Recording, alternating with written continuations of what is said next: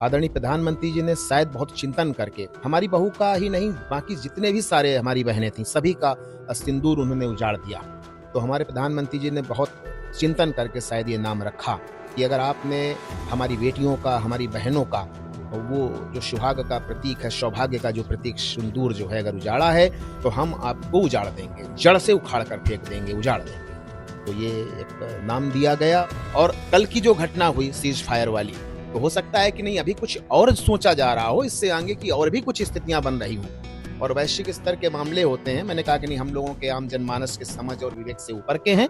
हमें भरोसा ये रखना चाहिए कि आने वाले समय में आदरणीय मोदी जी इसमें और भी कुछ बड़ा कदम उठाएंगे। धैर्य रखना चाहिए। आधिकारिक सूचना जिसे कहते हैं वो अभी हमें प्राप्त नहीं हुई है। ये चीज तो देखिए, जब हम आते हैं ऑन पेपर, तो अगर उसके हिसाब से देखा जाएगा, मंथन होगा, सरकार विचार करेगी और जो भी योग्यता है उसकी, उच्च शिक्षा है उसकी बहू की, तो उस हिसाब से उसे अगर कुछ नौकरी दी जाएगी तो अच्छा रहेगा। जी देखिए, शहीद के दर्जे का मांग हमारे परिवार ने, हमारी बहू ने, हमारे भाई साहब ने करी है और मिलना चाहिए, क्योंकि हमारे बच्चे ने हिंदू धर्म की रक्षा के लिए, ये मैं सब इसलिए कह रहा हूँ कि नहीं आने वाली पीढ़ियां इससे सबक लेंगी कि अगर आपके सामने कोई AK-47 लिए खड़ा हो और आपसे पूछे कि आपका धर्म क्या है, तो आपको निर्भीक होकर जवाब देना चाहिए कि हम हिंदू हैं।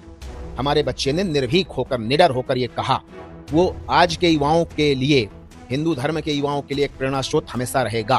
तो हमारा यही कहना है कि नहीं, हम शहीद का दर्जा देकर हमें उसके प्रति सच्ची श्रद्धांजलि या सम्मान जरूर करना चाहिए। सरकार से हमारी मांग है और मुझे विश्वास है कि सरकार ये हमारी मांग बहुत जल्द पूरा करेगी। भारत की सेना का शौर्य पराक्रम अभी हम नहीं देख रहे हैं, मुझे लग रहा है कि आजादी के बाद से सभी ने देखा है, पूरे विश्व ने देखा है। और सेना का जो, भारतीय सेना का जो भविष्य है ना, उसका जो ध्वज पताका है, वो हमेशा से लहराती रही, विजय पताका। और भारतीय सेना के प्रति तो हमारा परिवार या देश हमेशा कृतज्ञ रहेगा।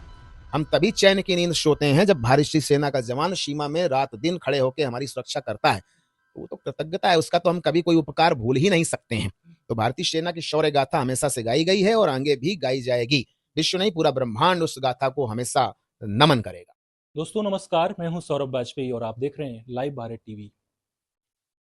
पहलगाम हमले के बाद 10-15 दिन लोग सोचते रहे आखिर क्या होगा।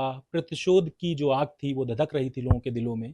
उसके बाद एक सिंदूर ऑपरेशन होता है, इसके बाद देश को सुकून मिलना शुरू हो जाता है। लेकिन सबसे ज़्यादा अगर सुकून मिलता है तो उस परिवार को, उन 26 परिवारों को जिनका एक एक दिन एक साल के कहीं ना कहीं बराबर था। कानपुर में शुभम द्विवेदी के घर पे हैं, जिन्होंने अपनी जान गंवा दी। पूरा कानपुर ही नहीं, पूरा देश आज शुभम द्विवेदी सबके दिलों में बसते हैं। पूरे हिंदुस्तान ने मान लिया है कि शुभम द्विवेदी किसी शहीद से कम नहीं है इस देश के लिए। शुभम द्विवेदी को पहली गोली पहलगाम में मारी गई। उनकी पत्नी अशान्या को बार बार आप देख रहे होंगे, उनकी पत्नी गिड़गिड़ाती रही कि मुझे मार दो, लेकिन उनकी पत्नी से एक सेंटेंस कहा गया कि जाओ, तुमको छोड़ते हैं, तुम मोदी जी से बता देना। उनकी पत्नी ने मोदी जी से बताया। उसके बाद क्या हुआ पूरी दुनिया ने देखा। शुभम द्विवेदी के चाचा हैं आप, श्री मनोज द्विवेदी जी मेरे साथ, क्योंकि सीज फायर हो गया है अब, तो इनके परिवार से मिलना जरूरी हो जाता है और सिंदूर ऑपरेशन पे भी बात करना जरूरी हो जाता है कि इनका परिवार अब क्या सोचता है। चाचा जी, आप शुभम द्विवेदी के चाचा हैं, श्री मनोज द्विवेदी। जी जी चाचा, सिंदूर ऑपरेशन हुआ, मौत का तांडव हुआ पूरे पाकिस्तान में। दुनिया ने देखा, दुनिया भारत के शौर्य को देख रही थी, भारत की शक्ति को देख रही थी, भारत के डिफेंस सिस्टम को देख रही थी। लोग लोहा मान रहे थे। पहली बार ऐसा हुआ था कि जब बिना युद्ध घोषित किए पूरी ताकत देख ली थी पूरे दुनिया ने। सीज फायर उसके बाद हो गया। सिंदूर ऑपरेशन से आप शुरू कीजिए। सिंदूर ऑपरेशन नाम कैसा लगा और इस कार्रवाई से आप लोग क्या सोचते हैं? देखिए, सबसे पहले जो बात आ रही है, सिंदूर ऑपरेशन का जो नाम दिया गया, चूंकि हमारा ऐसा मानना है कि नहीं, आदरणीय प्रधानमंत्री जी ने जो नाम दिया है, चूंकि सिंदूर का अर्थ ये होता है कि सुहाग का प्रतीक है, सौभाग्य का प्रतीक है हमारे देश में। और उन आतंकवादियों ने बहुत ही जघन्य तरीके से हमारे बच्चे शुभम की जिस तरीके से एक हत्या करी, मैं कहूँगा हमारी बहू के सामने। और अभी शादी को मात्र 70 दिन हुए थे और उसका वो सुहाग का प्रतीक सिंदूर उन्होंने उजाड़ दिया। आदरणीय प्रधानमंत्री जी ने शायद बहुत चिंतन करके हमारी बहू का ही नहीं, बाकी जितने भी सारे हमारी बहनें थीं सभी का सिंदूर उन्होंने उजाड़ दिया। तो हमारे प्रधानमंत्री जी ने बहुत चिंतन करके शायद ये नाम रखा कि अगर आपने हमारी बेटियों का, हमारी बहनों का वो जो सुहाग का प्रतीक है, सौभाग्य का जो प्रतीक सिंदूर जो है, अगर उजाड़ा है तो हम आपको उजाड़ देंगे, जड़ से उखाड़ कर फेंक देंगे, उजाड़ देंगे। तो ये एक नाम दिया गया और ये एक सम्मान के मैं कहूँगा कि जो कहते हैं ना कि एक सच्ची श्रद्धांजलि जो थी हमारे शुभम को या सभी लोगों को और उन बहनों को, बेटियों को सिंदूर नाम कनेक्ट कर गया। सिंदूर नाम कनेक्ट कर गया इसमें। जी चाचा जी, सीज फायर हो गया है। संयुक्त राष्ट्र अमेरिका ने कल एक औपचारिक घोषणा की कि हमने भारत और पाकिस्तान के बीच में युद्ध विराम करा दिया है। क्या सोचते हैं आप लोग? देखिए, सबसे पहले तो हम कहेंगे आम जनमानस से कि धैर्य रखना चाहिए ऐसी परिस्थिति में। और जब भी विपरीत समय हो, कभी कभी ऐसी स्थितियां भी आती हैं जो हमारे विवेक से ऊपर की होती हैं, यानी हमारी समझ के ऊपर से होती हैं। तो अगर ऐसे समय पे हम धैर्य रखते हैं और जो स्थिति पहले थी, यानी कि अगर हमारे मोदी जी पे अगर हमें अटूट विश्वास था, तो मेरा आज भी विश्वास है। वैश्विक स्तर की चीजें हैं जो कि शायद हमारे समझ से या हमारे विवेक से ऊपर की हों, लेकिन विश्वास इस बात का पूरे देश को रखना चाहिए कि मोदी जी ने जो प्रण संकल्प लिया है आतंकवाद के खिलाफ, निश्चित रूप से वो इसे पूरा करेंगे। ये पहले भी था, जब पहले दिन एक युद्ध कहूंगा या मैं कहूंगा कि नहीं, आतंकवाद के खिलाफ जो युद्ध की शुरुआत करी हमारी भारतीय सेनाओं ने, हमारे देश के प्रधानमंत्री के नेतृत्व में, और कल की जो घटना हुई सीज फायर वाली, तो हो सकता है कि नहीं अभी कुछ और सोचा जा रहा हो, इससे आगे की और भी कुछ स्थितियां बन रही हों और वैश्विक स्तर के मामले होते हैं। मैंने कहा कि नहीं, हम लोगों के आम जनमानस के समझ और विवेक से ऊपर के हैं। हमें भरोसा ये रखना चाहिए कि आने वाले समय में आदरणीय मोदी जी इसमें और भी कुछ बड़ा कदम उठाएंगे। धैर्य रखना चाहिए, धैर्य रखना चाहिए। ठीक है, तो ये बड़ा बड़ा अहम बयान है शुभम द्विवेदी के चाचा का सीज फायर पे। मैंने इनसे सीज फायर पे सवाल किया तो शुभम द्विवेदी के आप चाचा हैं, पिता तुल्य हैं, आप सगे चाचा हैं शुभम द्विवेदी के, रियल चाचा हैं आप, श्री मनोज द्विवेदी। सीज फायर पे कह रहे हैं कि धैर्य रखिए जनता से, ये अंदर की बातें हैं, कोई रणनीति होगी, ये वैश्विक पटल की बातें हैं और मोदी जी अगर कुछ सोच रहे होंगे तो वो अच्छा ही सोच रहे होंगे। तो चाचा जी, ये आपका औपचारिक बयान है जी सीज फायर पे। ठीक है चाचा, आज लगभग 20 दिन हो रहे हैं, 20 दिन से हमें लगता है ज़्यादा ही हो रहे होंगे।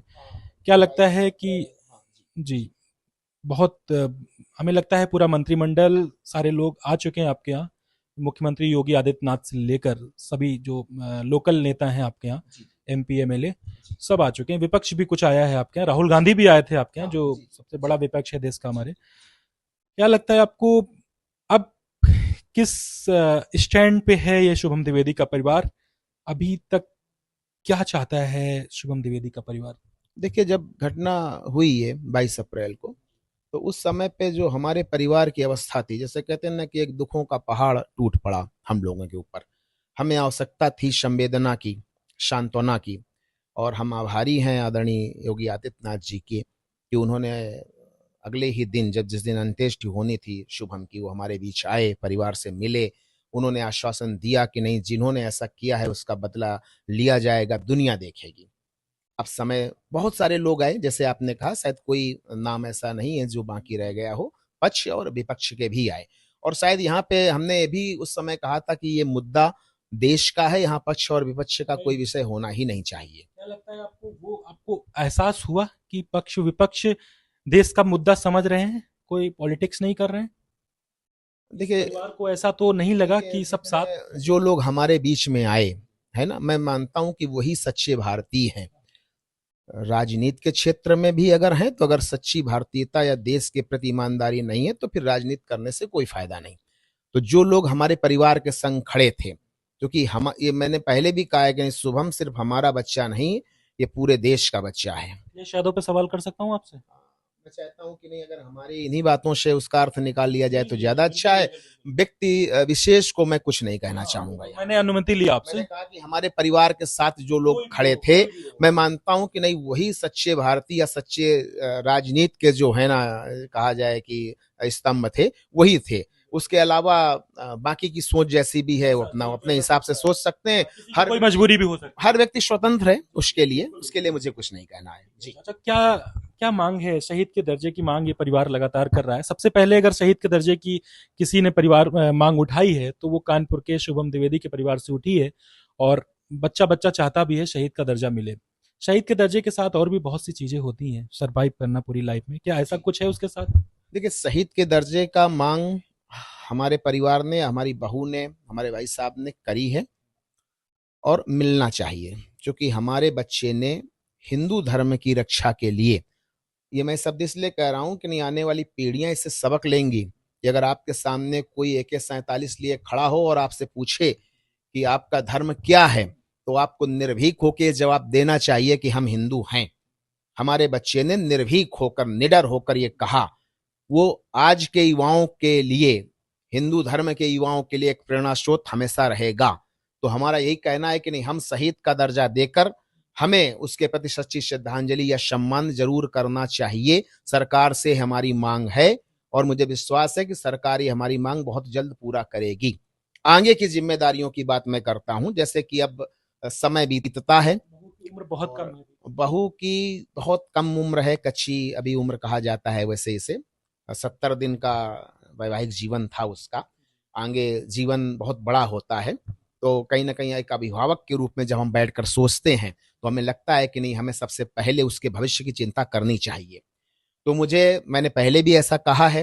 आदरणीय योगी आदित्यनाथ जी से मैं फिर निवेदन आग्रह करना चाहता हूं कि नहीं, हमारी बहू है सैन्य के लिए, उसके योग्यता के आधार पर कोई सरकारी नौकरी जल्द से जल्द इसका घोषणा की जाए।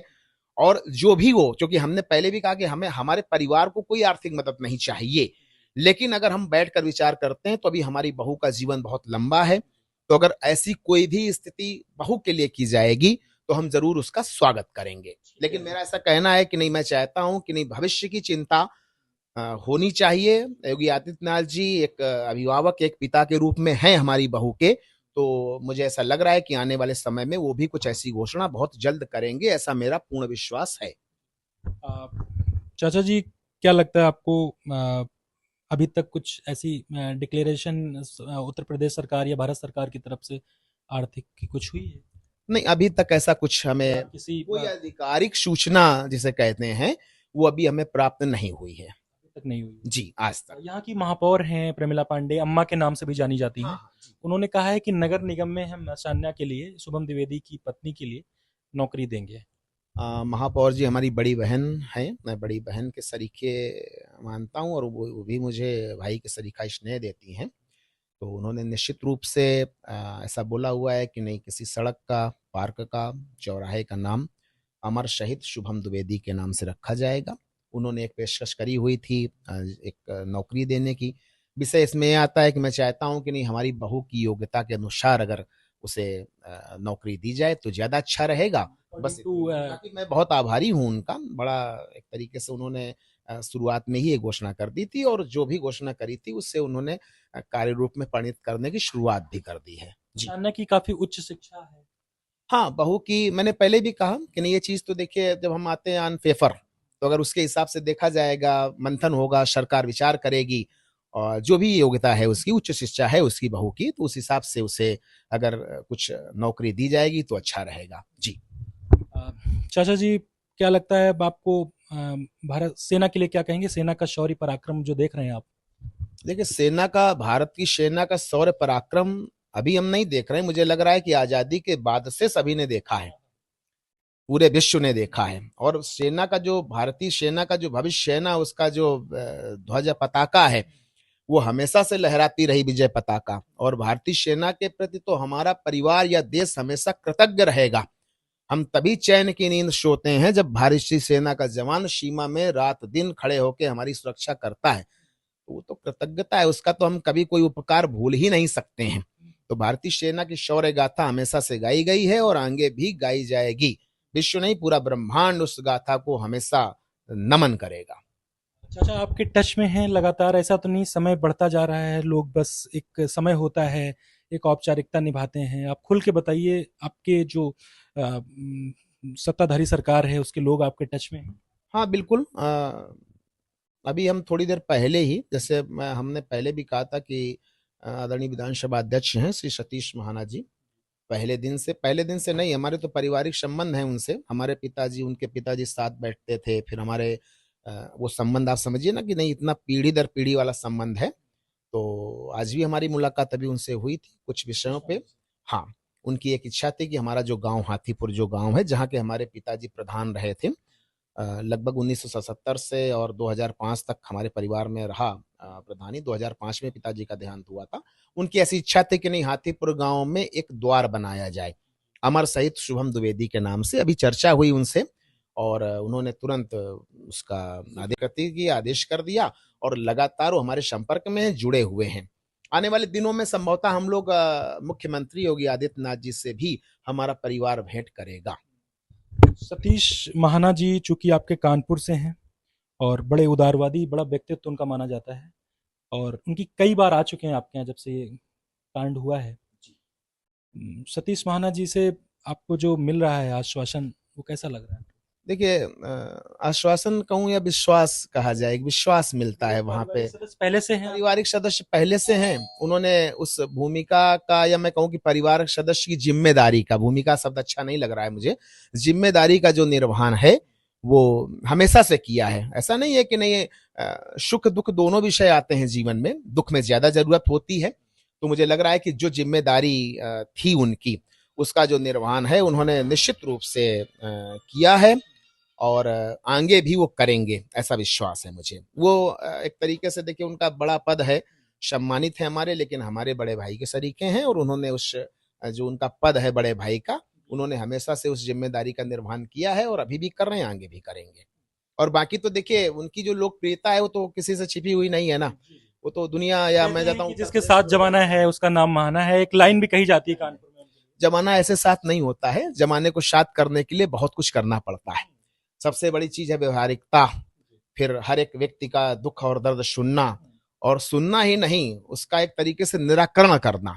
तो जमाना साथ है, ये नारा बहुत समय से चल रहा है। तो जमाना साथ ऐसे नहीं होता है, जमाने को साथ लाने के लिए बहुत कुछ करना पड़ता है। जी, इस दुखद घटना के बाद चाचा, ये आपको एहसास हुआ कि हमारे कानपुर नगर से कोई विधानसभा अध्यक्ष की कुर्सी पे बैठा है जो लगातार हमारे साथ है? हमारी तो जो महाराजपुर विधानसभा है वो महाराज जी की है और बिल्कुल लगातार हमारे साथ हैं। मतलब ऐसा विधानसभा अध्यक्ष कानपुर से है, पहले तो हमारे लिए गर्व की बात है, गौरव की बात है, और हमारे साथ जुड़े हुए हैं, ये और भी हमारे लिए एक तरीके से गौरव गर्व की बात है। जी, तो आप चाचा जी हैं शुभम द्विवेदी के, श्री मनोज द्विवेदी जी। इनसे मैंने तमाम सवाल की क्योंकि देश में इस समय सीज फायर हो गया है, सिंदूर ऑपरेशन किया गया था जिसमें पाकिस्तान में त्राहिमाम मच गया।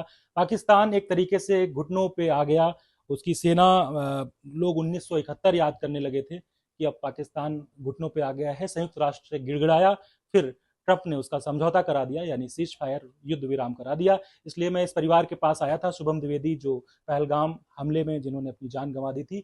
चाचा की सबसे बड़ी इस बार जो मांग है, शुरुआत से करते आए हैं, वो कह रहे हैं कि हमारी बहू को उनकी योग्यता के अनुसार कुछ नौकरी दी जाए ताकि अभी उम्र बहुत कम है और वो अपना जीवन यापन कर सके और थोड़ा सा इस दुख में, इतने पहाड़ और आसमान जैसे दुख में उनका थोड़ा सा सहारा बन सके। और चाचा का कहना है कि सीज फायर पे ये सरकार की कोई रणनीति होगी। धैर्य रखिए, जनता से कह रहे हैं धैर्य रखिए, कुछ अच्छा होने वाला होगा। और लगातार इनका कोई विरोध नहीं है सीज फायर पे, और एक तरह से ये धैर्य रखने को जनता से कह रहे हैं। अमन के साथ सौरभ वाजपेयी, लाइव भारत टीवी, कानपुर, उत्तर प्रदेश।